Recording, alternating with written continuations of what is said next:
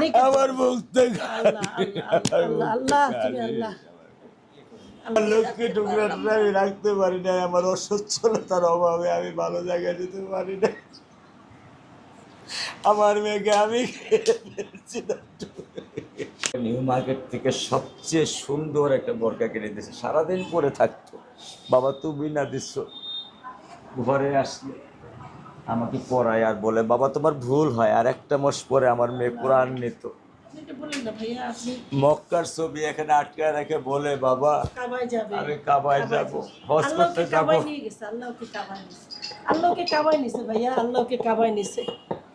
আপনি যে দেখেন দেখেন সবগুলো প্রথম স্থান দিতে দেখেন সব প্রথম স্থান। দেখেন এই মাত্র সাময়িক পরীক্ষা মাত্র 5 কম পেয়েছে,